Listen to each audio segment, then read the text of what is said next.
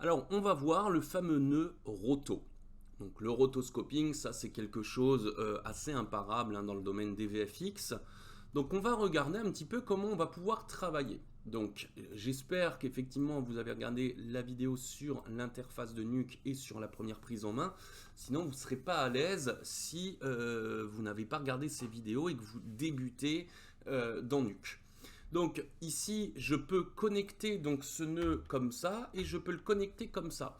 Donc comme je vous expliquais avec les raccourcis pavé numérique, vous voyez ici, ça c'est le nœud 1. On voit qu'il y a marqué read 1. Je pourrais double-cliquer, donc je vais effectivement ici mettre plan 1, voilà. Et ici, je vais double-cliquer et je vais mettre plan par exemple 2 et je vais préciser ARP, voilà, ça sera mon arrière-plan. Voilà. Ici, celui-ci, je vais changer sa couleur, je vais le mettre par exemple en vert, comme ça. Et puis ici, je vais changer sa couleur et puis je vais le mettre comme ça, hop, en bleu, un peu plus clair comme ça. Voilà. Donc ici, c'est mon plan 1, mon premier plan, mon deuxième plan. Donc maintenant, je peux switcher avec le pavé numérique si j'ai envie. Si je fais pavé numérique, donc touche 1, ça me permet de passer du premier plan sur mon viewer. Touche 2, ça me permet de passer sur mon second plan. En fait, là, l'idée, c'est de venir travailler sur ces plans-là. Alors, je ne les fournis pas dans la description, mais bien entendu, ce que je fais ici, il suffira en fait de retranscrire un petit peu sur un autre cas de figure. Donc ici, par exemple, je vais déjà enlever celui-ci, je vais venir travailler dessus. Donc je regarde, ici je pourrais aller dans les métadonnées, je regarde de quoi c'est composé, donc 24 images secondes, il est bien en Full HD, etc. Donc ici, je suis bien en Full HD, je suis bien à 24 images secondes. Je peux, souvenez-vous en fait, regarder ici donc le Project Setting. Donc maintenant, hop, je connecte ça et puis ici, je le saisis et je vais venir prendre le fameux roto. Donc effectivement, tout ce que je fais, vous devriez être capable de savoir le refaire si vous avez bien regardé les tutos d'avant. Donc ici maintenant, j'ai connecté le fameux roto et moi ce qui me dérange, c'est cette fameuse perche. Alors ça va, c'est un plan fixe, on commence les choses de façon très simple. Ici, je vais venir prendre la fameuse courbe de Bézier. La fameuse courbe de Bézier, je vais venir faire hop, un masque patate comme ça, hop, et du coup ici j'ai mon fameux masque patate. Maintenant je vais regarder en déplaçant mon curseur, hop, et faire attention effectivement que mon masque loge à chaque fois correctement ici à l'intérieur. Donc ici je vais juste hop décaler ce point, donc il va falloir faire attention parce que effectivement il y a bien hop, une distance à respecter entre les cheveux du comédien ici et puis le micro. Donc je vais me mettre à peu près au milieu parce que je ferai un contour progressif pour éviter de voir la démarcation via une netteté et puis que tout ça se fonde.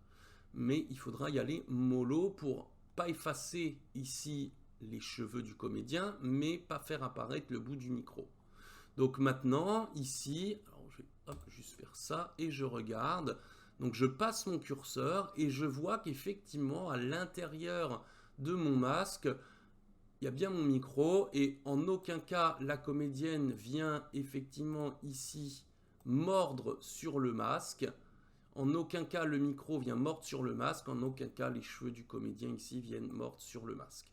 Donc pour le moment c'est pas mal. Et on voit que mon masque bouge dans le temps parce qu'automatiquement ça a généré en fait une clé. Parce que à chaque fois que je crée un masque, il y a une clé d'enclencher ici. Et comme j'ai changé sa position à un moment donné, hop, ça a effectivement créé une animation clé. Donc ça, on ne va pas s'en soucier, on le verra plus tard. Pour le moment, le côté animation clé. Donc, ici, effectivement, je trouve que je suis bien. Sauf que effectivement, c'est pas parce que j'ai créé ici un masque que je pourrais renommer par exemple masque micro par exemple. Voilà, donc il suffit de double-cliquer. Ici, on peut changer hein, les couleurs. Donc ici, ce masque, je vais demander qu'il ne s'affiche plus.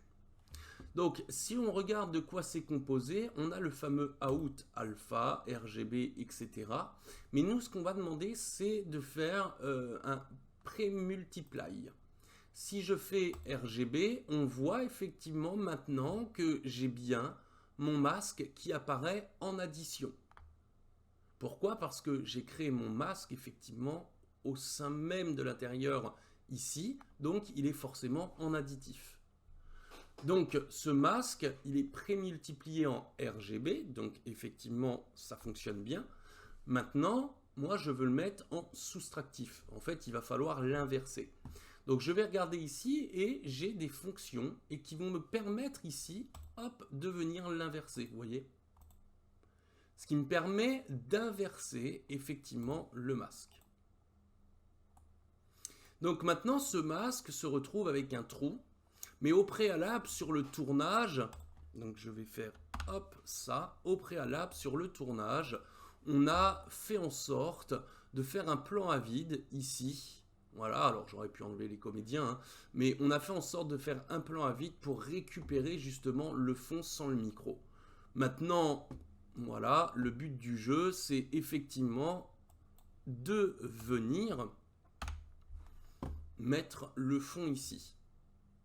Donc pour venir mettre le fond ici, maintenant, qu'est-ce qu'il va falloir faire? Donc comme je vous expliquais dans la prise en main, effectivement, on a un fameux nœud qui s'appelle le fameux nœud merge. Et ce fameux nœud merge va me permettre de connecter tout ça. Donc qui est en premier plan, qui est en arrière-plan? Donc dans ce cas de figure, ici, j'ai mon premier plan. Et dans ce cas de figure, j'ai mon arrière-plan. Donc le A pourrait être considéré comme mon premier plan. Donc j'ai effectivement le roto qui est rattaché à mon plan. Donc ici, il faudrait rattacher le merge au roto au plan. Et ici, maintenant, je connecterai. Et en arrière-plan, effectivement, je pourrais mettre ça. Et il va falloir effectivement faire en sorte maintenant que tout ça, ça s'affiche en arrière-plan. Donc pour ça, je retourne dans mon nœud roto et je regarde un petit peu le fameux pré-multiply. Ici, qu'est-ce qu'il me dit? Je suis connecté, mais je n'affiche pas ce qu'il y a en arrière-plan. Parce que le pré-multiply, il est en RGB, mais il faut l'afficher en RGBA. Bah oui, parce qu'il faut bien mettre la couche alpha. Et maintenant, effectivement, en arrière-plan, j'affiche bien ça. Donc, voilà, il faut toujours essayer, et c'est ça, on va dire la difficulté dans Nuke, c'est d'essayer de comprendre sa logique. Alors, sa logique, elle n'est pas tout le temps très intuitive, parce qu'il y a tellement de paramètres à prendre en compte qu'effectivement, on se dit, mais je comprends rien. Oui, et surtout si on arrive de l'univers de After Effects, où on a l'impression qu'on se prend vraiment la tête. Mais parce que, faut pas oublier que vous avez d'abord appris After Effects avant d'apprendre Nuke. Pour les utilisateurs de Nuke, ils sont tellement effectivement habitués à fonctionner comme ça que quand ils se retrouvent dans After Effects, ils n'ont plus du tout de repères. Et effectivement, ils vont pas trop comprendre la logique. Donc maintenant, je l'ai bien affiché ici. Donc hop, je vais effectivement double-cliquer dans mon viewer. Voilà, ça ne l'affiche plus. Et effectivement, voilà, hop. Donc, il faudrait maintenant faire une lecture pour venir effectivement faire une prévisualisation pour pouvoir lire tout ça en temps réel. Et vous voyez, effectivement, on n'a plus du tout le micro. Maintenant, je vais double-cliquer ici dans mon roto. Je vais déconnecter celui-ci ou alors le sélectionner et faire raccourci touche D de mon clavier. Ça me permet effectivement de désactiver ce nœud provisoirement. Donc ici, moi, ce qui m'intéresse, c'est de regarder et de venir effectivement travailler un petit peu ce masque. Parce que si je regarde, effectivement, j'ai un bord que j'aimerais travailler effectivement. Donc je vais double-cliquer en fait et sélectionner donc le masque. Et ici, on a l'opacité du masque. On a effectivement le feather, donc ça c'est le contour progressif. Et on a l'expansion ici. Donc maintenant, le feather, effectivement, je vais l'augmenter un petit peu pour éviter justement d'avoir, si je me mets à 0, un bord complètement net. Donc je vais mettre un petit peu de feather et je vais faire touche D et je vais regarder. Alors on va regarder avec le contour progressif. Vous voyez, si en fait je mets vraiment trop de feather, je bouffe sur les cheveux ici. Et si effectivement je baisse trop en feather, le contour progressif, je chevauche les deux plans et on voit le micro qui apparaît. Donc il faut faire en sorte, voilà, de faire un petit contour progressif. Donc je vais mettre à 1. Ici, je vais le remettre à 1, hop, par défaut. Et voilà. Je redouble-clique ici, voilà, hop, et je regarde. Et on voit effectivement que là, ça fonctionne correctement.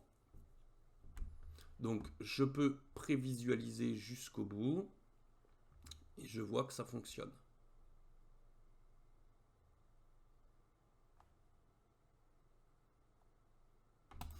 Donc maintenant, voilà un petit peu ici sur mon autre graphe l'architecture de nœuds, donc qu'on peut appeler l'arbre, donc l'arborescence, ici que ça fait.